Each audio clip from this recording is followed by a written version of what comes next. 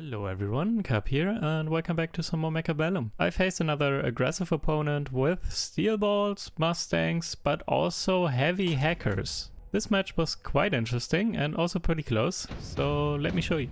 I'm starting as marksman specialist with arc lights and sledgehammers, and my opponent is aerial specialist with crawlers and steel balls. Crawlers and steel balls, a very popular start for aggressive players who like to play rush, position their units near the front line and most likely on one side.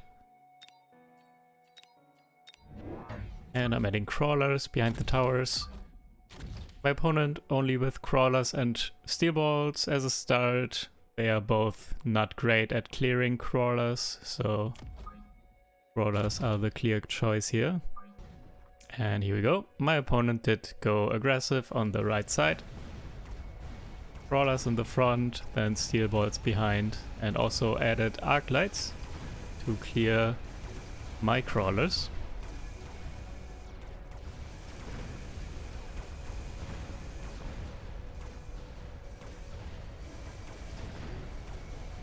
One steel ball on the tower, but my level 3 sniper too good. And on the left, my Arclight lost 1v1 versus my opponent's Arclight. Even though they have the exact same stats, for some reason my opponent's Arclight shot first. And that's why they won over there. Very odd. I don't know how that happens, but maybe it was about turning or something. I didn't see. Maybe my Arclight started walking to the right or something, and then it had to turn around back to targeting the opponent's Arclight or something. Anyways, getting offered Elite Phoenix here. That's quite expensive. Don't really want that right now. And Heavy Hacker is here. I could also consider Heavy Hacker, but I feel like I'm good with my position here. I don't want to overcommit to something like hackers at the moment, because I still want to figure out what my opponent is doing. I've encountered this quite some time. People just, or the opponent can just sell units and then transition into something else. So if I go heavy hacker right now, for example, my opponent could just sell the steel balls if they wanted to and do something else. I instead went for the Rhino drop here, active cards, so Rhino drop or Orbital Bombardment or something.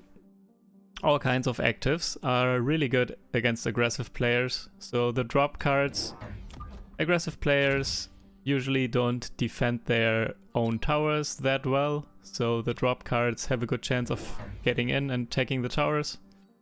And actives can also mess up their clumped up units quite a bit. Like, put down an incendiary or something, will take out half the army, and that's basically the round. And the Rhino came in, took down the tower, and with the tower debuff, that's basically almost a free round. However, there's a steel ball going for my tower, 2 steel balls actually. So my tower will fall as well. My opponent almost has no units left, so it doesn't really matter that much. And yeah, especially early on like this, the Rhino drop here was super good, because especially aggressive opponents or aggressive positioning with steel balls and such, that really benefits from winning rounds early, so they get the experience from killing the units. And leveling steel balls and all that is very important for these types of strategies. So denying that with the Rhino drop here was really good. However, still on the right side, the Arclight and one of the steel balls can actually level though. Picking up subsidized Mustangs. Mustangs in general pretty good here to clear trash or help clear trash, and also they deal as chaff later on. So at first they can help deal with the crawlers, and then they can kind of distract the hackers and the steel balls.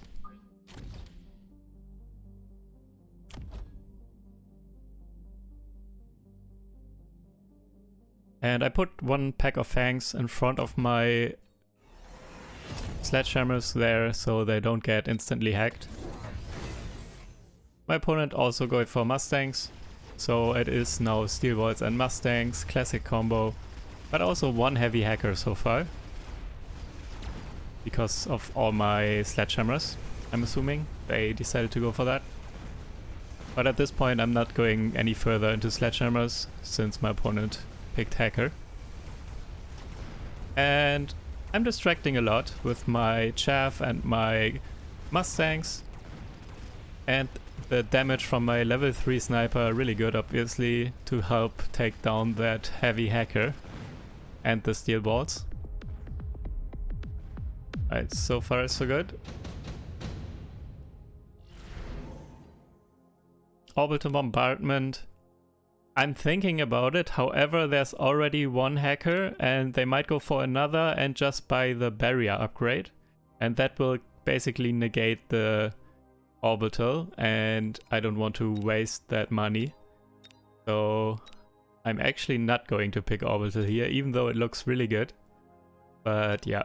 My opponent could easily just go for barriers.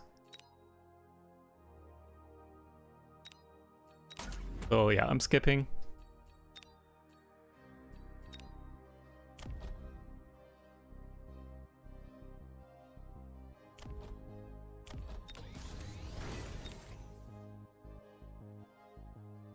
Putting down a shield myself. Just to have some protection from orbital myself.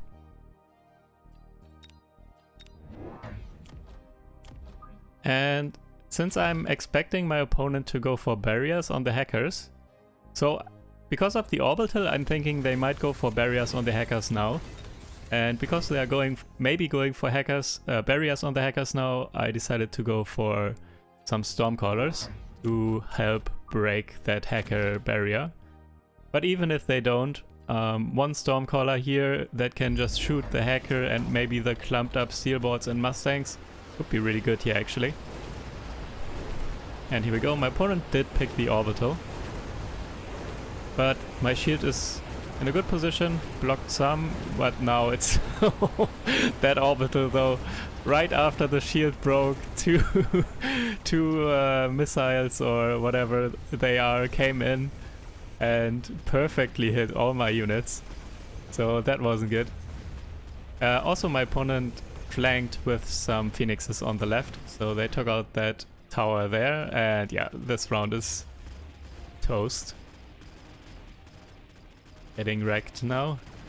So yeah, orbital was still good, unfortunately, and the phoenixes took my tower on the left, so that was this round.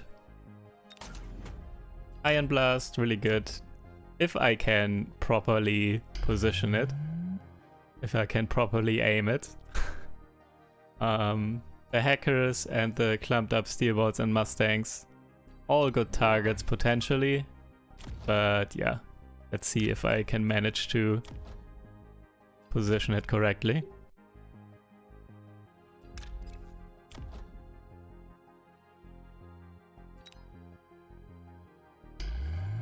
Putting down 2 bubbles myself, also because of Iron Blast. My opponent might also pick it. And let's see if that position of the Iron Blast is correct.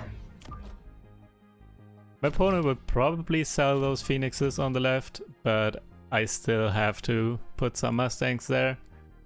Don't want to risk it. Could also have put down a sentry, but decided to just go for some Mustangs, reinforce my left side.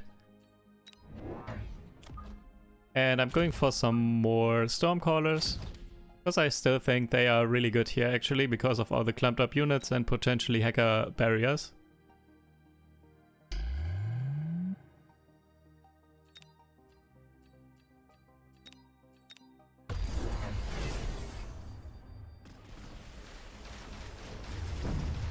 And Iron Beam is coming in, but it's not even taking out one heavy hacker there on the right. They have too much HP. taking out some more Mustangs, I guess. But yeah, it did help for sure. But it's still funny how much HP heavy hackers have. Full iron beam going through does not take them out. But yeah, Stormcallers did a lot of damage there. And Mustangs to clear things up, like to doing quick small damage to finish off the units. Also really important here. My Rhino drop is back off cooldown. And my opponent is really low here. And I'm going for mass-produced Overlords. Because my opponent does not have the best anti-air. Just the Mustangs. And that might not be enough to take down my Overlord quickly enough. And also Overlords in general, just so much DPS. And this high DPS is really good against hackers and hacker shields. Also helps with the steel balls.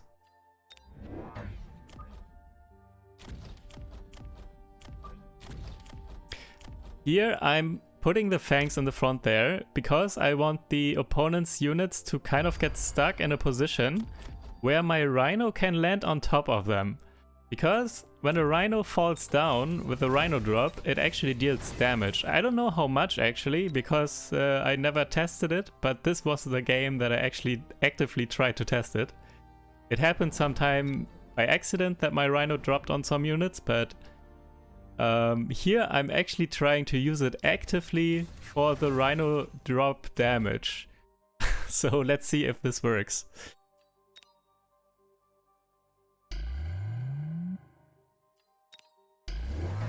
Hacker shield coming down. I'm not even sure how that works. Does it still deals damage. And it actually, I think it took down some steel balls and dealt half damage to the hacker, I think. So it did work. Still not sure how much damage that is exactly. But half damage of a level 2 heavy hacker, I guess. Half health. Anyways. Opponent went for a missile interceptor on the right there. Bit annoying. And on the left reinforced as well, so there are now Phoenixes on the left and on the right as well.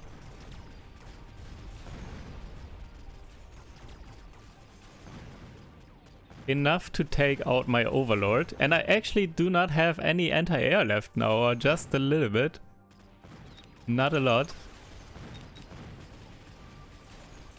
I think nothing anymore. I think there was one Mustang or something, but yeah, it's gone. So I'm losing this round just because I don't have enough anti-air for the Phoenixes. And this would have actually been the game already if I had sufficient anti-air left.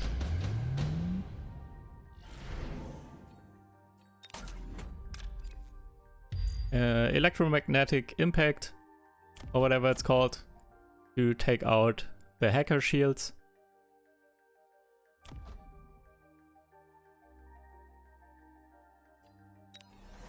And I'm getting the ground cannon on the Overlord, and I'm buying 2 more Overlords. So, again, trying to get that quick damage to take out the hackers and the steel balls.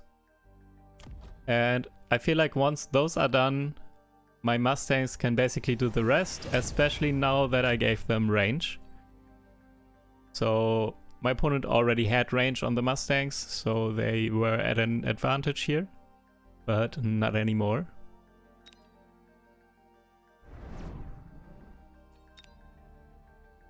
Protecting my left flank with the sentry. Here we go. My opponent picked Incendiary Bomb, but I, for the most part, have a shield. Some Mustangs going down though.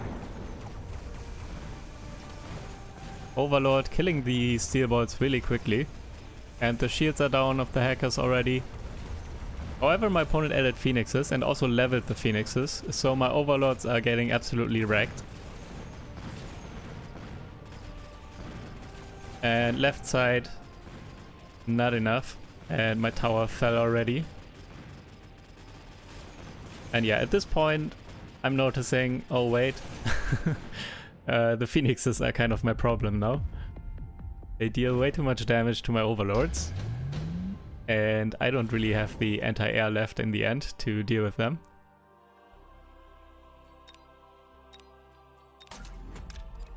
And I'm picking up photon emission. My units all clumped up and reduce all the damage taken for all those units. Could be really good here. I don't have the photon emission upgrade on my overlords, by the way. Otherwise I could have also made use of that in this game, but yeah, I took it off a while ago. And I'm adding more Mustangs, level 2 Mustangs. So yeah, I need more anti-air for the Phoenixes.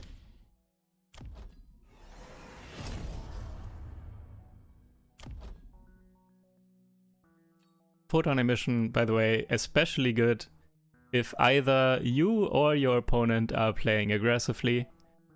Because for one, a lot of units are usually clumped up in a tight space.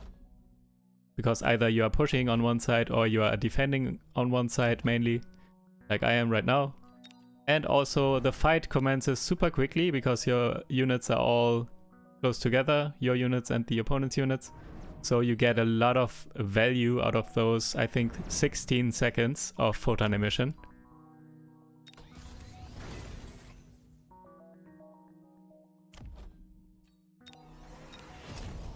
Putting down a shield, taking a credit, getting temporary range and speed, and here we go. My opponent went for the electromagnetic blast and it was all blocked by my photon emission. So that was perfect. My photon completely negated my opponent's active here.